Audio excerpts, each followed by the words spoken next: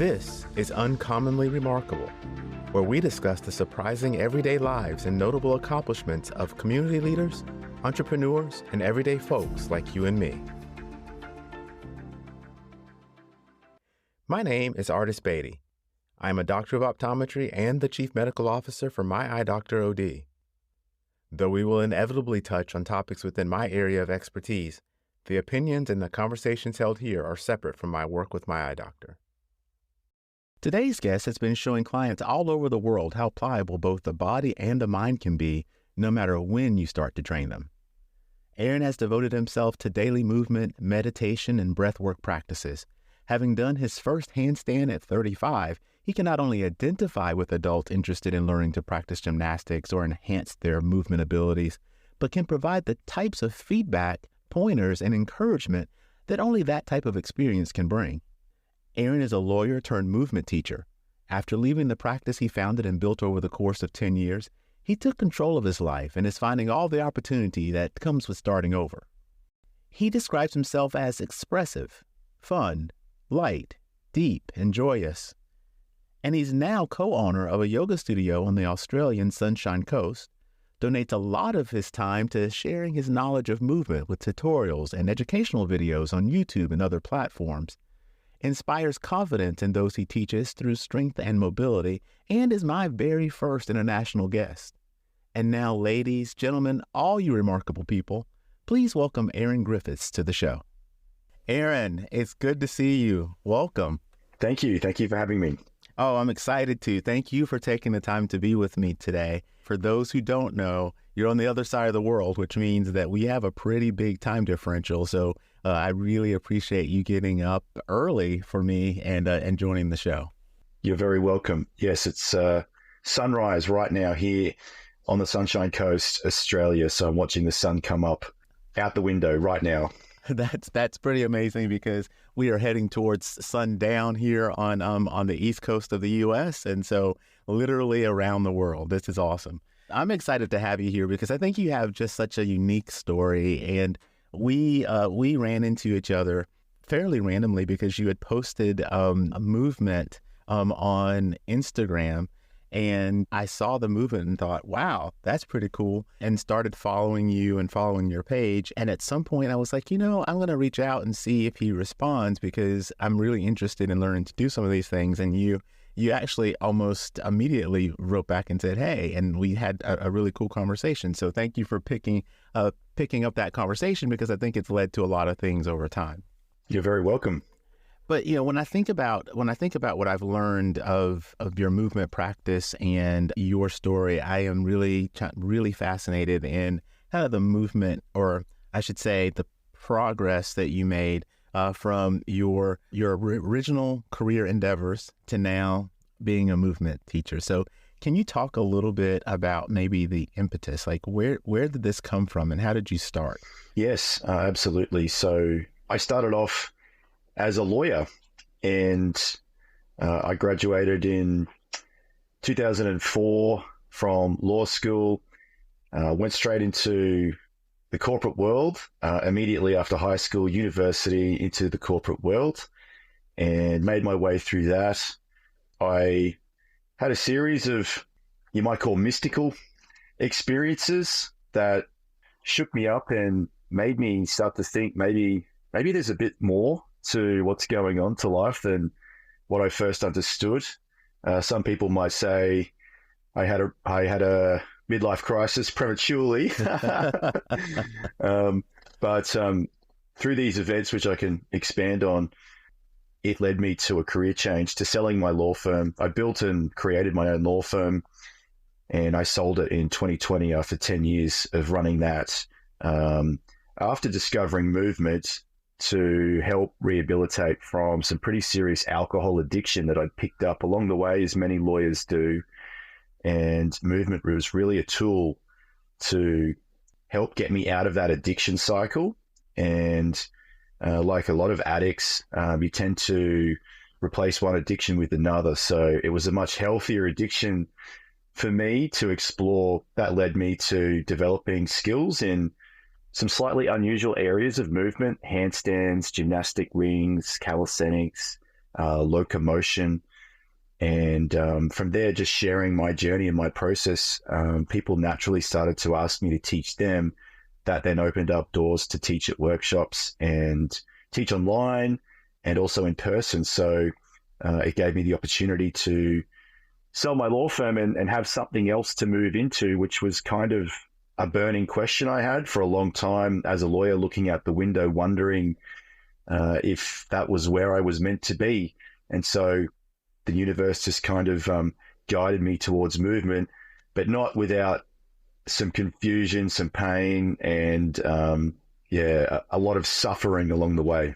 Tell me, if you can, a little bit about these incidents that that made you question, was there something else? So the first mystical experience, I would call it, was a dream I had. I was living with my girlfriend at the time, who went on to become my wife, and we had children. We weren't yet married, and we were both working as young professionals in Brisbane. And I was working for another firm as a lawyer. It was one of my first jobs at the time. And we were in bed one night and fast asleep, and I had this really, really intense dream that she was in a car accident, and I saw her red car, and it was all mangled, and in the dream, she'd been killed in this car accident. And on seeing this image, this mangled wreck on the road, I just immediately fell down from the pain and died of grief. And then I found myself in this almost like a sea of emptiness within the dream. There were no visuals. It was pure awareness, only consciousness, in a way where I had some sense of awareness that I was in this ocean of this field of energy, that there were absolutely no visuals to describe. So it's very hard to even describe what it was. Very much a feeling-based experience. On landing into this field, a presence or another consciousness came to me, and it was my deceased grandmother, who'd been deceased for many years. And she sort of was surprised to see me there or feel me there, and said, "You're not supposed to be here." And with that, I fell, and it was this falling sensation of just falling. And then I woke up from the dream gasping for air, like I'd fallen, like I'd skydived from another realm, and I couldn't breathe, and I fell out of bed, and I was choking, and I was blue. Like my girlfriend said, I was blue. It was quite haunting, and it's one of those dreams that felt so real. Wow. That it really shook me up for quite some time, and I just kept thinking about it over and over, and I couldn't understand what it meant. I didn't know what it meant, other than it did feel as though I had died, and that maybe that was some sort of experience after death. I really have no religious background, or I just didn't know what to make of it. Many years later, it was 2010, so around probably 6 or 7 years later, we got married, and we'd moved, and we'd bought some property up on the Sunshine Coast, got different jobs. And one day I was having coffee with my wife's father and her brother, and the phone rang, and it was a policeman, and he told me if I was in the area, I'd better get down to the highway just around the corner from where I was, because there'd been a terrible car accident, and Zoe, my wife, had been involved in a head-on collision, and it was quite serious, and if I was nearby, I better get down there. So I drove down there, and I saw this scene, and there were helicopters landing and mangled wrecks everywhere, and I had to run across this paddock to get to the scene because all the traffic was closed off, and as I jumped the fence and I got there, I saw the smouldering red car that I'd seen from my dream years before. And then I got in there, and I was distraught, because I thought, oh, in the dream she died, but she was in the ambulance, and the paramedics were working on her, and I got behind her, and I was sitting at her head, and then I watched her as she had a stroke, and one side of her face and her body went limp. And it was just, oh my gosh, it was just so intense. One of the most intensely present experiences I'd ever had, where I was just just praying, wishing, hoping for this person that I love to stay alive. And because of that dream, it was just this pressure that she was going to die. The helicopter came and took her away to the hospital, and we drove, me and her father and her brother had to drive to the hospital separately, which was excruciatingly long, just wondering what we were going to find when we got to the hospital. She was in intensive care for quite some time, and thankfully she survived after she had it was as close as you can get to death, multi-trauma injuries, broken everything, you name it, leg, 2 femurs, fractured skull, punctured lungs and organs. You know, she had to have multiple operations, really lengthy rehabilitation process that took many years and has obviously ongoing injuries. But she survived, which was different to the dream. And I've never really been able to understand that. But the deja vu of seeing the car and everything as I saw it in the dream was just so freaky. And I still don't really understand how that can happen. But that was something that just made me start to question reality and what it all means. Yeah. And that was my first really deep kind of mystical experience, which just came through from a dream. And that time period, that space between the dream and the reality, you know, when you think about deja vu moments, you kind of think about those moments being relatively close to the event, right? So, or at least they're perceived to be relatively close to the event. And having had this dream and then this big chunk of time pass and then this event, it being disjointed like that is so unusual. That is definitely a mystical experience. I see why you describe it that way. Yeah, it was 6 or 7 years between experiences, and so it was quite shocking. And yeah, when you're in real time and that's unfolding, it's so strange. It was almost like a movie, and it was very visceral and out of body and just strange to be walking through it. It was almost like I was in a dream at the time. So she thankfully made a recovery, and we went on to have children and had 2 children together. That really lit a fire for me to dig deep as a lawyer. And I started my own practice after that, because I thought I now have to take care of 2 people, because she was a young professional working as a dietitian at the time. So we had mortgages and things, and it just bought an investment property and, you know, up and coming young professionals. Yeah, all the things. So it really just shattered everything. And so I kind of took on this idea that I would do double from now on and take care of her and really just became a workaholic in my business.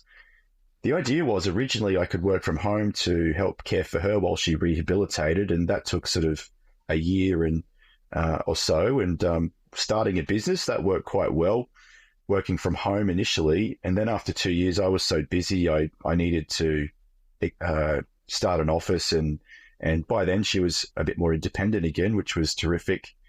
So I got the office going and hired staff, and everything took off, and I was just working. Mm-hmm.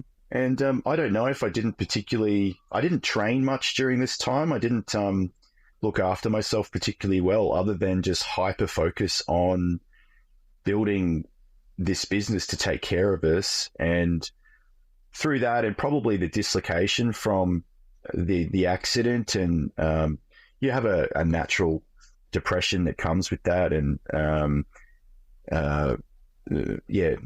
for me, I started to self-medicate quite heavily with alcohol, and that's when the liquor really came in. I just didn't know any other way really to cope with the stress. And it's environmental too. Lawyers tend to be big drinkers. You could be dealing with some pretty miserable content. So Understood. Do you think at the time you had the awareness that you were self-medicating and that it was detrimental, or is this the way you look at it now that you look back and remember and see it? I think it was a sliding scale, because when I was a young professional, so this was all, I was around 30 years old, and when this was unfolding, and initially I never really liked to drink much through the week. I'd sort of have a few beers on a Friday afternoon or a Saturday, and occasionally go out and have more of a binge. But then after the accident and working from home, it started turning into like drinking at the end of each day. And then that just intensified and grew, and almost as my tolerance grew for the liquor, and I needed more and more until it became a daily habit. And then it really started to become a problem after about 3 years of doing this pretty intensely, and the levels went up, and I just started to lose the ability to self-regulate my emotions. So I'd go from 0 to red line anger just like that in a second, and throwing things and breaking things and just having these man tantrums, really, like just really immature, just not coping, and just piling on the stress with the firm, and just probably burnout as well after 5 years of about the 5-year mark. Just the business took off and was doing great, but I was just under so much load that I'd created for myself, and try to do so much on my own, and probably always left it too late to get help or ask for support. And unfortunately, this led to there was an incident just before things got really bad, where I was having an argument with my wife. We're driving along, taking the kids to a family event, and I was so hungover. It was early in the morning, just completely hungover. And we started getting into an argument about the temperature that was in the car, because I was hot because of I was hungover, and I wanted the aircon on. She wanted the heater on for the children and herself, and we get into this silly tit for tat thing where we keep, when the other person isn't looking, changing the levels. Oh boy! And then finally, I got so mad, and I wound down the window, and I stuck my head out the window to try and cool off. And I just bought a new hat, and I'd had it branded with my law firm on it. I got these new hats made for the law firm, and that hat blew off my head, and it landed on the road. And I looked in the rearview mirror, and a truck behind us just ran straight over it. And I got so mad, and I reefed the car around, did a U-turn on this busy road, and I came back to stop to get my hat, and I pulled off the road. And there was long grass, and I couldn't see that there was this really deep ditch. Oh gosh! And the car slid off the road and started teetering on the edge of this really steep drop off. And the kids were screaming, and she was screaming, and it was terrifying, actually. And I just had to climb out the door and hold the car and get everybody out. And then they shut down the road, and the police came, and it was this big scene. And some lovely old lady took my wife and kids away, and the police came, and I blocked up the whole road, and all these people were angry at me, and just hundreds of people in traffic all staring at me. And a tow truck had to come to get the car, and I just created I created so many problems for so many people. And this is when it all hit me. I went and sat down in the gutter as I waited for the tow truck, and I kind of had a bit of a meltdown, and just started weeping. And it was probably my rock bottom at that moment, just thinking I could have killed my family or hurt them really badly. I've just ruined everyone's day. Just felt like the whole world hated me in that moment. And I remember that was probably mystical moment number 2, where I just felt a sense of surrender, where I actually, the thought that ran through my head was I giving up being this guy. I give up. It's not working. And so I quit liquor in that moment, and I stopped drinking. I reached out for some counseling. I got some therapy, and this is where movement started. I found movement to keep my mind off drinking. I just started training, and I explored different modalities, handstands, gymnastic rings, because they were so long range in skill acquisition that they gave me things to focus on, long range goals that I could just chip away on each day.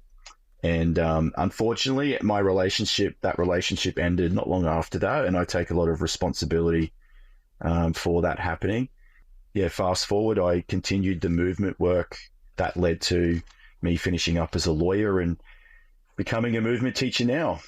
You said in there that the long range goals as part of the driver for movement, and I think that is actually something that is very true for movement practice. And I have tried, and I have been doing some of the movements, particularly around rings. And I think that they are so fun to try to learn to do. But the start point and the end goal point are so far apart that you're right. Like you have to be thinking in big chunks of future life in order to actually get there. And I don't know how much that's different for adults like us when we start that practice versus people who start as children, but it certainly is not something you start today and finish tomorrow. No, that's exactly right. And as we speak, the 2024 Olympics are on, and it's really interesting. It's one of my favorite events to watch. And you think of learning rings as an adult, one of the first skills a lot of people really want to learn is the muscle up on the rings. Yeah. And watching the Olympics last night, the muscle up to an Olympic athlete is just how they get on the rings to start their routines. It's not even, you don't even get any marks for it. It doesn't, and as an adult, that could be the most challenging skill you will learn. And it's so physically demanding, and it just shows the scale of strength and mobility and power. And so to be an Olympic level athlete, obviously you have to start as a young child in order to be competitive. But for most people like me that want to start in their 30s or later, getting a muscle up is a really big deal, and it might take you a year or 2 years or maybe more of like dedicated practice. And the joy and elation you feel when you unlock that first muscle up. And for people that don't know, it's almost like a combination of a chin up into a dip where you end up on top of the rings. And it's extremely hard for mere mortals, especially people learning as adults. But yeah, you're right. It's almost bizarre to watch the Olympians because you realize how much skill they really have when the expectation is that the muscle up is it's so basic that there is no scoring. Like, get on the rings, right? And the rest of us are like, man, if I could ever get on the rings, maybe I could do some other stuff. So It's amazing. Yep. Oh, it's incredible. Like another good benchmark for adults is, can you hang off something? Something that I try to do daily is hanging. It's so terrific for your shoulders and your spine. And, if you ask an adult who hasn't done any training and you've been on the couch for a while to try and hang off a bar, some people will have trouble just hanging with their own body weight. And that might be your starting point. But what's really fascinating is how far you can take it in a short period of time. And I was blown away. Within 5 years, you can be almost a completely different physical being. You can start with barely being able to hang, but within 5 years, you're doing muscle ups and shoulder stands and ring rolls and all sorts of things. So when you're first trying, it feels impossible and that you'll never get it. But then if you just keep showing up, as the years roll on, it unlocks, and it's just a willingness to keep going and keep putting in the effort, even if you don't get the short-term rewards. And that's what it teaches you. The patience and a bit of humility as well, and being kind on yourself, because it's so easy to get frustrated and I'll never get this, I suck, everyone else can do it on Instagram.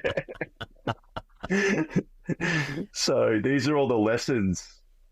And I think they're actually really valuable lessons too. And to go back to kind of the story of how you got here, I mean, to me, it's incredible to think, because I've only known you as this version of Aaron, right? So it's hard for me to kind of imagine you as the other version, right? And having that moment where, as you describe it, you're sitting on the curb and you've put your family in danger, you've made all these people have this bad day, you make the conscious decision that I'm going to move forward, but I'm going to move forward differently. And over the course of the time that follows, you make the decision that you're not going to practice law, but you're going to be involved in teaching movement. But you were doing some other types of things in between, right? Because I think you did some CrossFit, you had some injuries, like there were some other things that were going on between starting your first handstand and then deciding that you're going to teach movement. Is that right? Yeah, that's right. I tried some CrossFit, which I really enjoyed for the community. That was terrific for meeting people. And we moved house, actually. And it was almost a limiting factor. A great opportunity came up to buy a property, but it would mean I'd have to leave the town I was in, and I'd have to leave my CrossFit box. I almost didn't want to make this like fantastic life decision at the time, because I started out at it with CrossFit, and I was really kind of attached to the people there. And it was only that I moved that I stopped doing CrossFit. I'd done that for a few years. And when I moved, there wasn't really a box near me. So I decided to give powerlifting a go, just in my lunch breaks. So this was right at the start of my sobriety journey. And I jumped in, I did some really heavy lifting for a little bit until I had a hip injury. I just got this sharp pain that came on in my hip. And it turned out that I'd torn the labrum in my hip, which was quite painful. And I went to see a doctor and had a scan, and they said there's either physiotherapy or, if that doesn't work, surgery. So I did the physio, and they said, look, just stay patient. This might take a little while, but I couldn't sort of hinge at the hip or pull my hip flexor up. So I couldn't get much past a light jog, and without getting this stabbing pain in sort of in my groin or top of my hip area. So I couldn't do the squats and the deadlifts that I was doing in this powerlifting kind of gym. So I decided I needed something else, and I didn't, I'd gone so many months already sober, and I didn't want to waste that. So I thought handstands, I'll have to be on the upper body. Ah, okay. So it's how I discovered handstands. And initially it was through Gymnastic Bodies. Coach Christopher Summer had a program. I bought that and followed that routine, and that kind of got me into the world of handstands, and it sort of showed me how a professional gymnast would approach learning the handstand, and that gave me a framework to build on. And in the meantime, I was just doing rehab for the hip with rubber bands and these I hated it, clams and rubber band things. And yeah, I really hated the rehab, but it took me 9 months. And again, I actually reached the point at the 9-month mark, I remember it, where I thought, it's been 9 months, I still have this pain in my hip. This is insane. I'm going to stop going to physio and just accept that I have a pain in my hip. I'm just going to live with this. And 2 weeks later, that I woke up one day, I can remember the day I woke up, and I got out of bed, and I walked to the shower, and then I walked upstairs to make my coffee, and I had this light bulb moment. Oh my gosh, the pain, it's not there. And it just went. One day it was just gone. And it was right after I quit again, where I was like, I quit this. So for me, often good things come from what I just let go and surrender. And I think that's what that moment crying in the gutter taught me, that it felt like people talk about dying while they're alive. Uh-huh. And that's what it felt like for me. It was a death of a character that I was playing. And the great thing is you get to surrender these characters. You get to give up your ego if you want. It's actually a conscious decision, and that it isn't just, you're not forced to play this role. You can you can quit that role at any time and take on a new identity and rebuild your identity. And my identity from there was I'm a mover. I'm a sober, healthy man. I'm a kind man. I'm a compassionate man. I'm a good family man. I'm a good father. If I do re-partner, I'm going to be the best partner ever. I'm not going to drink and get angry and have tantrums. I'm going to get support. I'm a guy that has a team of, I've got a therapist, I've got a counselor, I've got a trainer. I'm not going to be alone and just blame the world for my troubles and be resentful. So I guess I just chose new characteristics and started acting like I already owned them. And then life really started to change, and all these new beautiful doors started to open. Really challenging, like anyone that's had addiction or to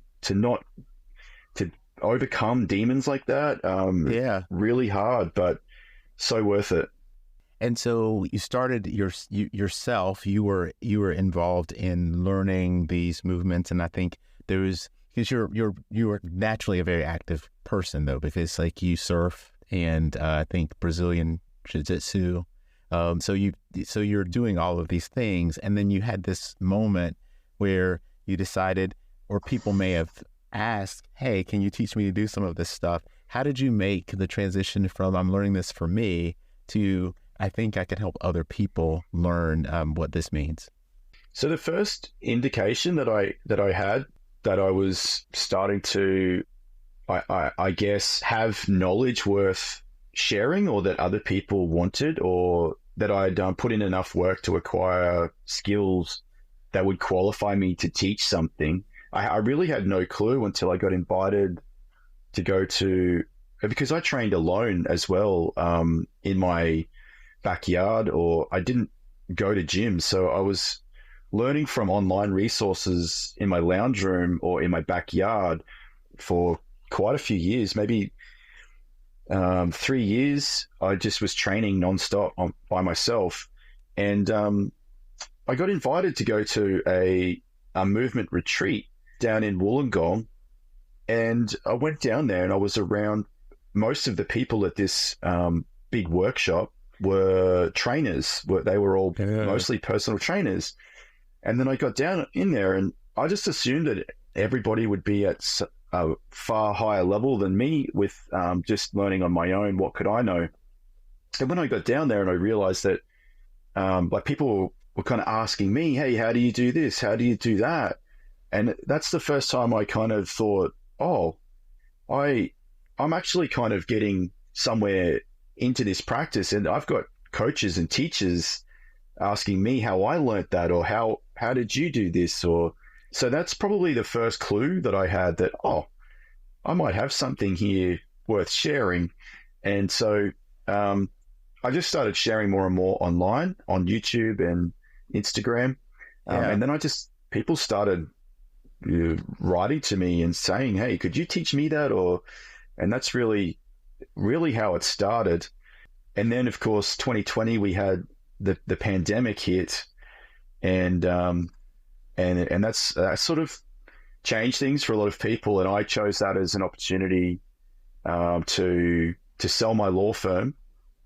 And my first project after I did that was, I was really fascinated by locomotion, a form of movement that I learned by watching Ido Portal, who's an Israeli movement teacher and widely regarded as the godfather of movement culture. And I've been fortunate to go along to a few of his seminars and also study under some teachers that have studied under him. And so I was always really fascinated with locomotion, which is inspired by capoeira and an aspect of that called florio, and animal crawling patterns and dance, martial arts, all combined into this solo practice that you do, where you crawl around on the ground and you use inversions and crawling patterns and can make these beautiful flowing combinations of human movement that I just find beautiful, and an expression of the strength and mobility that you develop maybe with your calisthenics or your weightlifting or your gymnastics. But this is so free flowing and expressive and non-linear, and there's no rules and there's no trophies and there's no competitions. It's just this personal practice that to me has a beautiful aesthetic. And when you do it, it's meditative and there's a mindfulness quality to it with the focus and the flow. It just feels great. And I noticed it was hard to get online resources for that particular modality.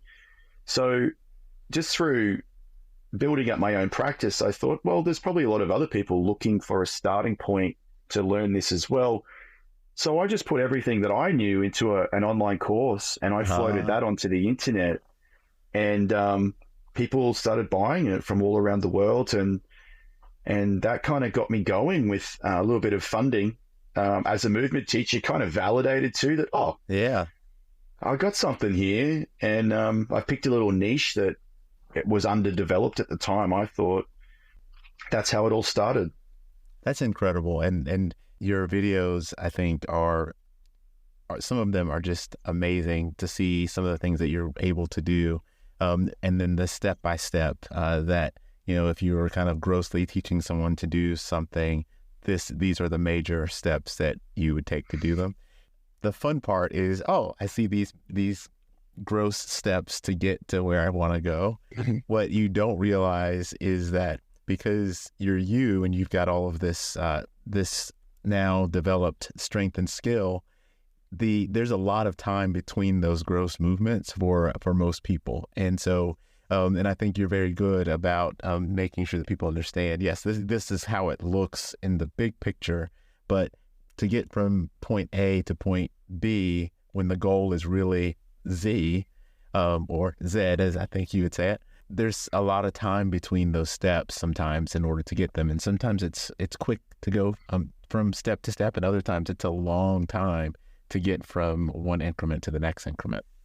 Yeah, absolutely. And there's natural inclination and advantages that you will have through your limb lengths, your body type, your past experience that could give you an advantage in some movements, but then you could have disadvantages in other movements.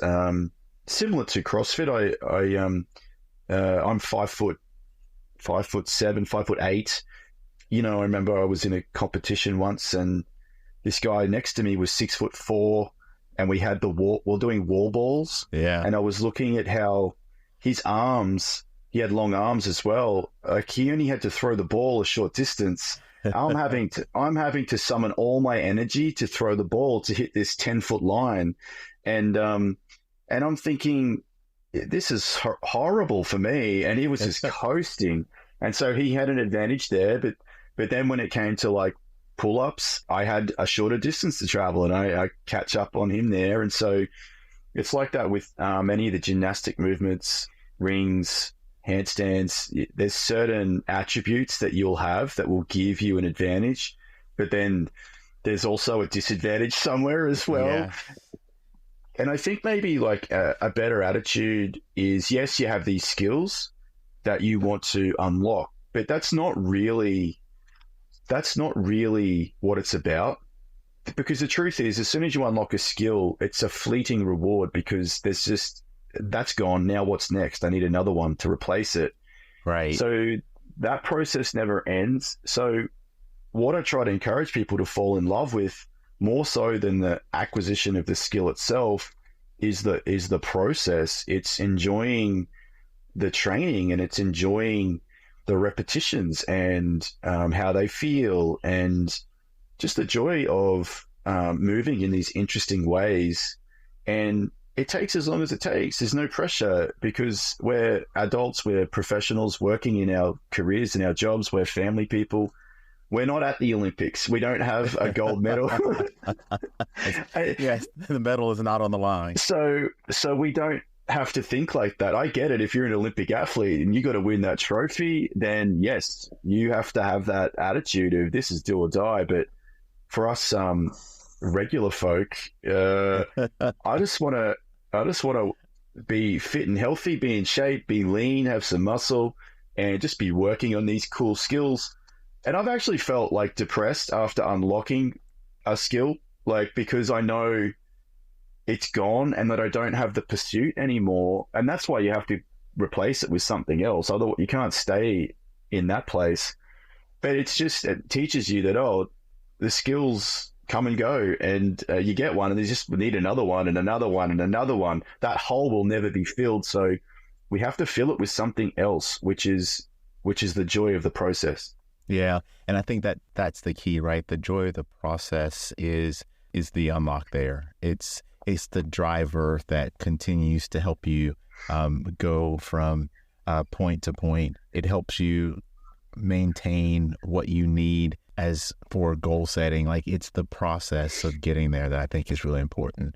I mentioned that you do some surfing, which I think is amazing. We asked questions kind of ahead of time just to kind of get some ideas about your personality, things that are kind of unique to you. And in one of the unexpected things, you said that you stood on a stonefish, and thinking of surfing made me think about the stonefish. So stonefish are these fish that are poisonous, right? They have spikes and there's some venom, but they look like part of the surrounding aquatic landscape, and so they're not always visible. And I hope I think I'm describing these right. But how did you stand on one, and what happened? Yeah, I was 13, I want to say, or maybe 12 years old. I've blocked a lot of this out because it was so painful. So in Australia, there are plenty of things to stand on that are venomous or bite you or kill you. But, usually it's not a problem. You don't encounter these creatures too often. So I was incredibly unlucky, but it was during a drought. I was in a freshwater stream. And when there's a drought, the salt water tends to move upstream more and more from the ocean. So with that came some of the stonefish, and there's one in Australia called a bull rout, which inhabits these natural waterways. And I was with some friends, and the neighbors, my neighbors had driven us down to the creek, and we were jumping off the bridge playing, and I just put my foot down. There were stones on the bottom of the creek, and I felt a spiky sensation in my foot. And I thought, oh, that stings a little. And I went to the edge of the creek and had a look at my foot, and I had these 5 little blood dots in the bottom of my foot. I'd stood on it perfectly all the way up my foot. And within a few minutes, the pain started to come on and increase and intensify. My neighbor's dad, we were out in the country an hour and a half from the nearest hospital, and the pain started to get really intense, and the venom started to go up my leg and into my bloodstream, and searing hot pain up my leg and up towards my groin. And he got me home to my parents, and they called the hospital and said, you better get him in. There's some anti-venom that we can give him. So he needs an injection, and because the pain is just relentless. And so it was like an hour and a half to get to the hospital. And my mum was driving so fast, and I'm about 12 years old, and she'd put my foot in a bucket of hot water to try and neutralize the sting, the pain. It did nothing. So I've got my foot in this bucket of water, and we're screaming along. And when we got to the hospital, they were waiting for me, and they had the injection ready to go, the anti-venom, and gave me the injection. And then it subsided, and it was pretty scary. I think people can have anaphylactic kind of reactions and allergic reactions, but thankfully I didn't have that. Just to this day, the most intense pain I've ever experienced for a few hours. So thankfully I got help and had some anti-venom, but the fishermen apparently get hit with them in the nets and things like this when they're pulling nets in, and apparently they're just in for a long night. If you're out at sea and you get hit by one of those things, oh my gosh, you just got to ride through the pain, and it's just 4 to 6 hours of intense searing pain. That's unbelievable. I had some cursory knowledge of stonefish, but I really wanted to see one, so I went to search what does stonefish look like, and quite honestly, there were several pictures where I couldn't pick the fish out from the surround. Yeah. And then the next picture is somebody holding the fish, and you're like, oh my God, yeah, I would miss that completely. But I also have read that, like you described, it's extremely painful. It takes a while to work through the system, but it can also be deadly and it can cause problems with the skin and the fascia, the tissue underneath the skin.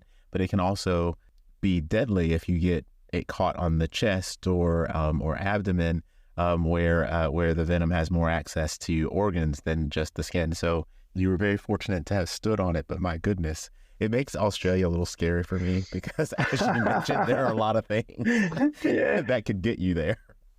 Yeah, well, normally you don't see, if you're in built-up suburban areas, you don't really see any venomous snakes or crocodiles or sharks or anything like this. And in all my time surfing, I've only seen one shark, and it was a small bronze whaler, fairly passive small shark, not much of a threat to humans. So I've never seen like a deadly shark in the water. But the stonefish, you do, yeah, I think that's just really bad luck. I've never met anybody else that stood on one.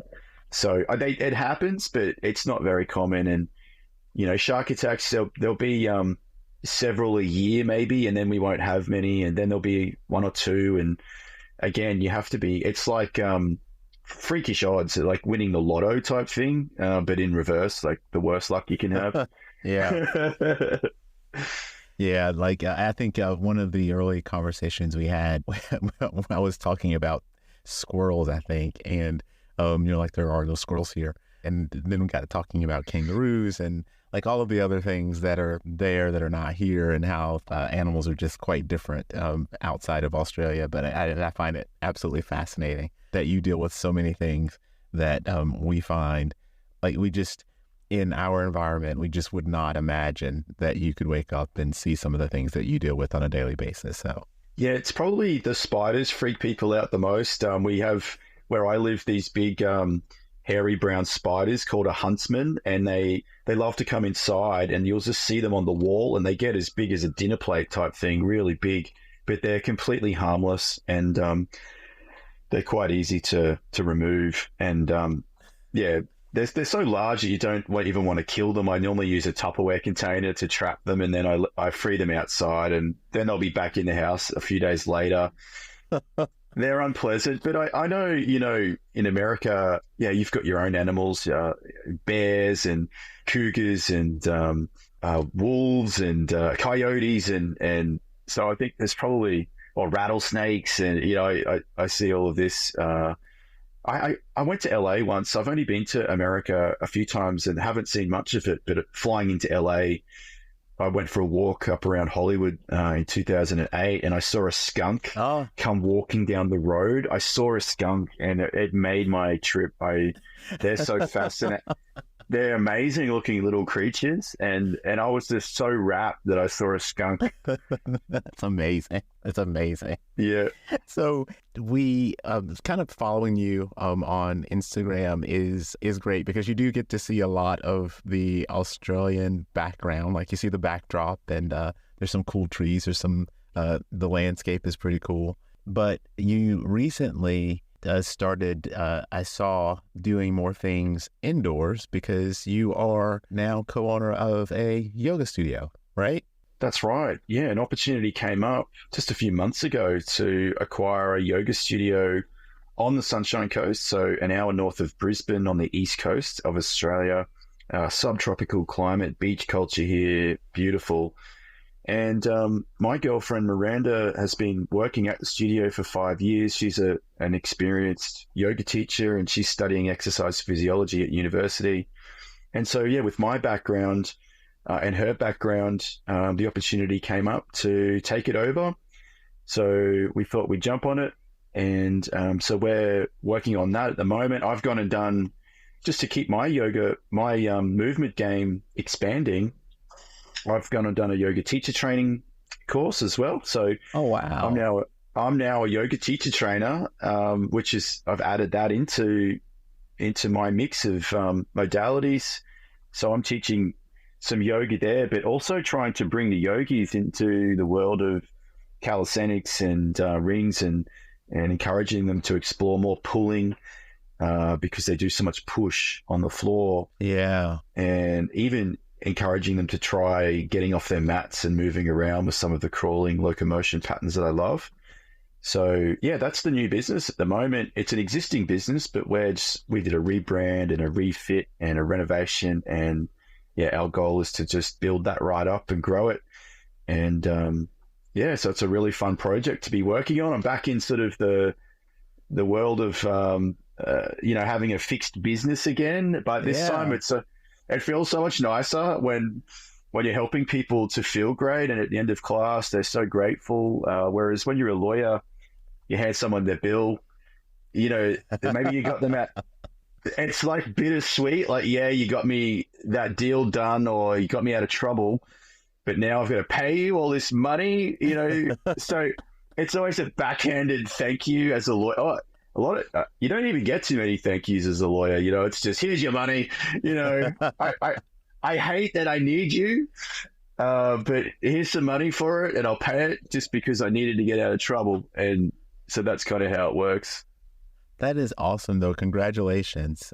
Thank you. I love that for you because, and I'm glad that people are getting to experience being able to give them something, right? Like, it's so rare on a daily basis to meet people who are just really open and giving with what they know, and they really genuinely want to help you do something different or new.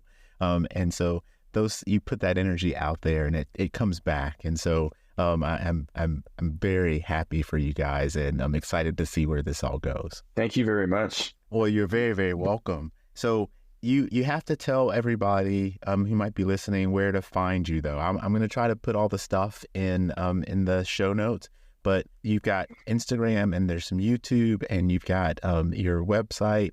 There's a blog there. So there's lots of stuff. So where should people go? Yes, so Instagram, Aaron Griffiths. My handle is agrifforama, AGRIFFORAMA. That's actually the handle Instagram gave me when I first joined it back in, I don't know, it must have been the mid-2000s. Oh no, maybe 2012, I want to say. That's a long time ago, something like that. Yeah. Agrifforama. Or my website, www.aarongriffiths.com.au. And you can also find me on YouTube. Just type in Aaron Griffiths. And I've got a channel there with tutorials on how to do lots of different movement things. And yeah, you'll see some of Australia as well, and some of my antics. And if you're on the Sunshine Coast, on the east coast of Queensland, an hour north of Brisbane in Australia, then come to my studio, the Hot Yoga Room Mooloolaba. So I live in a town called Mooloolaba. Beautiful seaside coastal beach town, great climate. That's where you can find me. Well, that's awesome. And if I ever come to visit and there's a big spider the size of a dinner plate on my wall, I will definitely find you to escort that spider out. No problems. I'm well practiced. Aaron, it's been great to catch up with you. I know you got a lot to do and get your day started. So again, thank you so much for spending the time with me today. And I look forward to spending some more time talking to you. As you know, I am going to be back in movement practice over the course of maybe after the summer. So I'll be bugging you with questions and asking for pointers and feedback. So thank you for all that too. Yeah, you're most welcome. Thanks for having me. Thank you for joining me. And so we end another episode. Thank you so much for spending part of your day with us. I certainly appreciate all your support. So if you enjoyed the content, please like, subscribe, and share the podcast with your friends.